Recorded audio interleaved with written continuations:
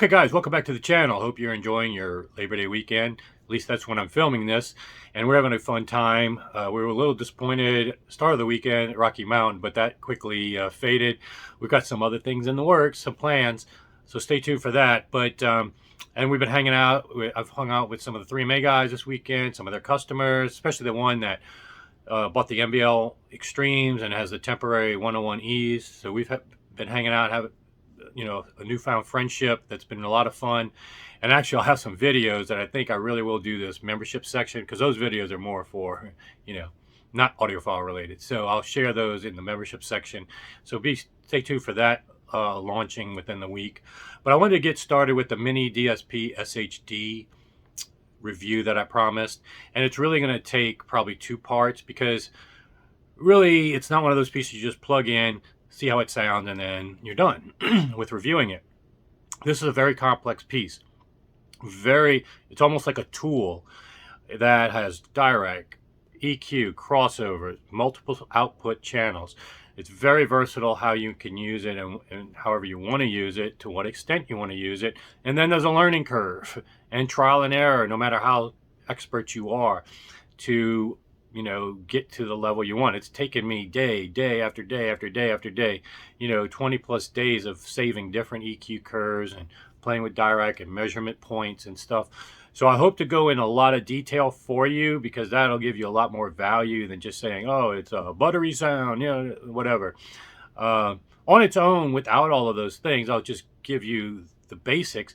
If you just want to use it as a DSP, not as a DSP, but as a DAC with a volume control, it's state-of-the-art measurements, neutral, clean, versatile. It's going to compete with pretty much anything in that same state-of-the-art ballpark and punch much higher than its price range just on its own.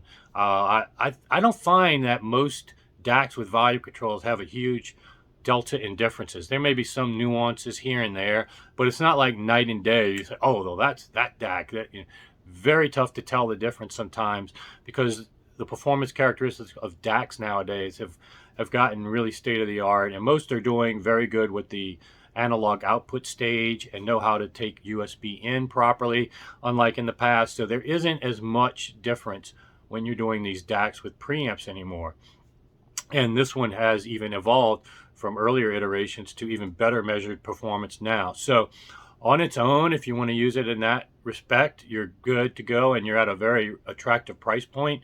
But then you have the versatility to do more, much more. I mean, tremendous versatility with Dirac, DSP, Parametric EQ, and crossover, and other features that even I'm not using. But we'll get into that in a minute.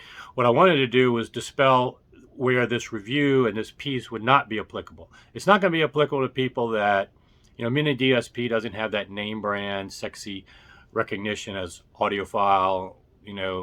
People will poo-poo, some of these names that aren't known right off the bat. And that's fine. Some people have a pride of ownership. You want a Louis Vuitton purse versus a Coach purse, whatever. It doesn't matter. It's your money. Buy whatever you want. So for those people, this probably won't be the piece for them. Also, for people that are dogmatic against each EQ, then it's not for you. Probably you're paying for features and stuff that you don't need. There are other volume control DAC pieces that are probably much more affordable, even though this one is pretty reasonably priced, exceptionally reasonably priced compared to what it benchmarks against. But in any case, that's going to be one thing that this won't apply to you. So, but in one case, I would say maybe have an open mind, because I'm going to put up a graphic, and I stole this from somebody on Facebook because I appreciated what I saw in this graphic, because it not only applies to life in general, but especially to audiophiles, and also to especially ones that are dogmatic against EQ. And if you look at the diagram, it basically shows people that have 100% confidence often have the least amount of skill or knowledge or experience to have that confidence. I can't tell you how many times I hear some audiophiles saying XYZ brand is better than other XYZ brand. Then when you ask them, what have you heard from that brand? Have you A/B tested them? Have you blind tested them even? Certainly not. But they just think they know without even really, having the experience, expertise, or even knowing what's under the hood to know which difference between the two. So you got to be wary of people that have 100% confidence that EQ doesn't work and they have almost no experience or very modest experience. And on this curve, you'll see if you just give it a try, and that's what I'll walk you through on this series and review, that you may end up following the exact same curve that I felt. Because I bought into the dogma, EQs are bad, yada, yada, yada. Thought that was just how it is in the audiophile realm. But then I decided to try it. And then I realized this, like on the curve, there's something to this. Then I made things worse, and I was like, I'll give this up. But then I realized if I can make it worse, I can make it better.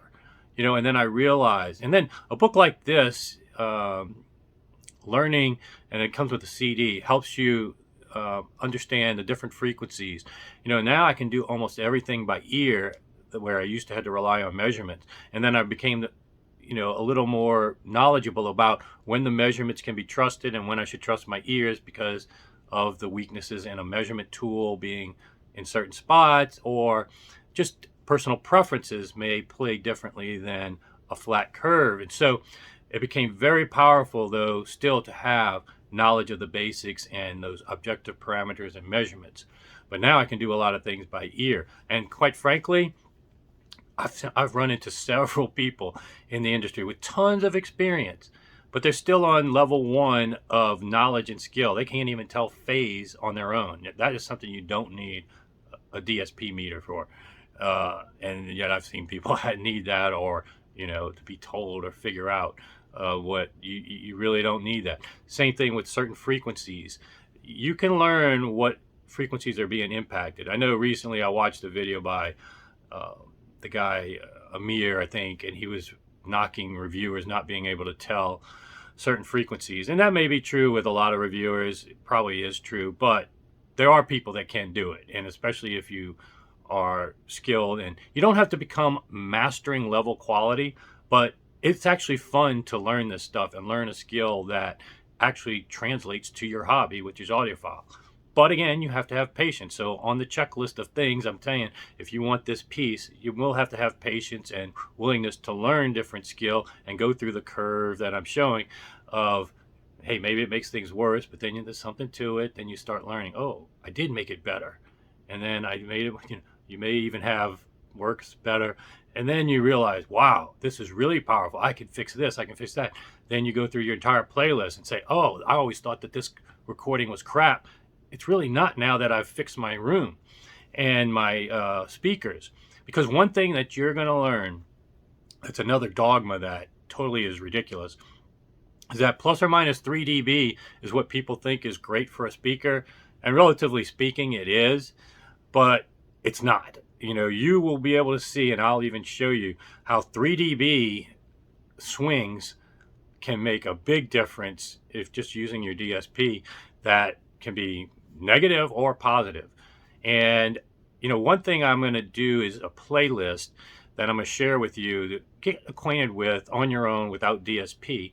And then I'm going to talk to you about some things you can do with DSP with these certain songs and see how it translates for yourself. See if you can hear the difference yourself with minor adjustments. And then that'll get you further on the curve of, hey, there is something to this. Actually, I did make a change that I heard, and then it sounded better. Or maybe if it sounded worse, you did the opposite to correct it. So these are the things that I hope to walk you through to kind of get you off of this dogmatic position that has no basis in experience. And then I'm almost positive anybody that legitimately gives it a try, goes through this curve, they will go through the same process that this curve is. Because there's just no way any system will benefit from this DSP preamp that I've ever heard or seen. No system is perfect. Plus or minus 3 dB is not perfect for a speaker, not good enough. And that's just in an anechoic chamber. At your room, you're going to have even more deviations. And even with all the room treatments I have that are great and all, and you need them to get in the ballpark, because you can't make DSP do everything. But still, you're not able to buy a room treatment to make a Q of 0.5 and 1.5 dB at 3 kilohertz only. These are things that you need digital, and I'm talking mainly about digital EQ via Dirac or parametric EQs. I do understand where some of the traditional EQs, separate devices that are analog devices, could add noise and problems and transparency issues, but still used right. And there are some really good ones. I think Manley makes a good one. Those can even be used positively as well. But for the purposes of this, we're only talking about digital EQ via the MiniDSP SHD, which has Dirac and Parametric EQ, as well as crossovers. So let's talk about that real quick. You're going to have the power to roll off your sub, not only make it almost a bandpass, you'll be able to tell it when to roll off and when to roll off on both sides of the equation. One thing that I want to make sure you understand that's very important with equipment. Equipment doesn't care what you can hear, okay? It will play whatever it's fed. If it's fed a 10 kilohertz, a 10K, a 10 hertz signal, it's going to play that even though you may not be able to hear it. If it's fed 40,000 kilohertz, 40,000 hertz signal and you can't hear it, it's still going to play that. So you're going to make your equipment work, and you may have seen this with anybody with a turntable or analog tape without a rumble filter on. You may see the woofers sometimes just really moving like crazy, but you're not hearing much bass, and the song doesn't even have much bass. It's just subsonic material that's making it work because it doesn't care what you hear. It's being fed that subsonic material is frequencies are in that material. It's playing that and using up your power in your amp, a lot of power in fact, and making your woofers the excursion, dangerous compared to performance parameters. And so, and same thing with high frequencies, there's noise up there that's going to get played whether you can hear it or not. So the ability with this MiniDSP SHD to even roll off the top and the bottom of your subwoofers and do different slopes, really steep slopes. Why is that important? Okay, if I have a REL sub mating with a floor standing speaker, they're in two different parts of the room. They're two different types of drivers. No matter what sub you got, they're different, even size drivers. You don't want them overlapping too much and for too long.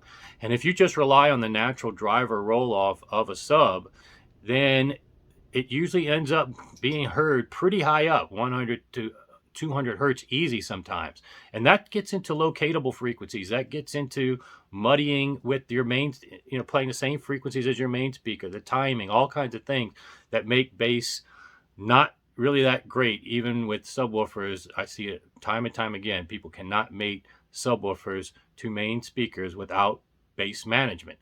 This will give you the ability to roll it off really quick as it hits the speakers, the frequencies that you want your main speakers to do, and you'll notice the difference big time. Bass management, like I said, as good as Danny could do with his open baffle and doing it without bass management, you'll be able to tell when you use this how much better it can sound because the speakers themselves, if you think about it this way, what if you didn't pay attention to how the drivers in my NX Streams rolled off to each other? Half of what Danny does with his modifications are making sure the drivers in whatever speaker he's modding hand off to each other properly. You have to be able to do that with your sub, or you're never going to get top performance of bass. It's always going to be that somewhat compromised, slower, and quite frankly, most people have never even heard really properly integrated bass using bass management done right, because they don't have the tools like this gives you to do very steep slopes to roll it off. There's not a lot of overlap, and then the bandpass, you can actually make it roll off stuff that is not even audible to you but make it fed to the sub, so you're enhancing the performance characteristics, all kinds of things. So that's just a highlight of stuff that I'll go into more detail, actually show you screenshots. I'll pop a few up just so you can get a taste of how sophisticated this is. But, okay, let's talk about a little more about the product itself. It's an enjoyable experience to order this product. You get immediate feedback. I bought it straight from MiniDSP off their website.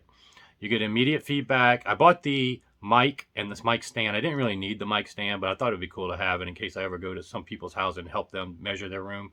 I can use that. But there's a mic stand and a calibrated mic that you want to probably add to the cost as an option, and I did so. And you'll start getting that maybe shipped even immediately. Sometimes it'll be shipped in separate boxes. You'll start getting the mic, and you'll get all the instructions for how to set this up ahead of time. And basically, you're just going to need a computer that can load the Dirac software, and you plug the USB mic into. So I'll have a lot more of the screenshots and the 1, 2, 3 process in a following video, because I'm going to basically do a how-to / review with this. That's really what this product demands. So, but it's a very enjoyable experience. You get all the tools you need, the links you need. It was a very seamless process, but there's a few little things that aren't super clear. So that's why I'm going to do a how-to and kind of warn you about certain things along the way, how to identify left and right channel. There's 4 output channels. So that's another reason why I got this piece, is it gave me 2 outputs to the sub, unlike some other pieces, and it's XLRs, which, as I mentioned, is an advantage. So let me stop here, because again, I'm going to get into the how-to, and that's going to be, once I get into it, it's going to go probably at least 20 minutes in that video. So let me stop here. I'll promise to start filming that soon with screenshots and everything you're going to need if you're interested in this. But also, I'll put out a video with some tunes, because we're going to play along here if you're really interested in doing this, playing these tunes, listening to them, getting used to them without DSP. Then use DSP just with Roon before you buy this. You can even prove to yourself that this is the way you want to go, or you can do a Dirac trial or whatever. But I'll walk you through, if you're generally interested in this, I'll walk you through how you can probably tell if this is right for you. And I'm going to say almost with 100% certainty, you're going to go through that curve like I did and say, hey, there's more to this than I thought. And the dogmas against it are pretty ridiculous. In fact, negligent when you really boil things down and hear the difference. So, okay, sorry, just had a phone call come in right near the end of my video. But anyway, sign up, subscribe, and I'll be back here with more soon on this, as well as other fun things. So stay tuned.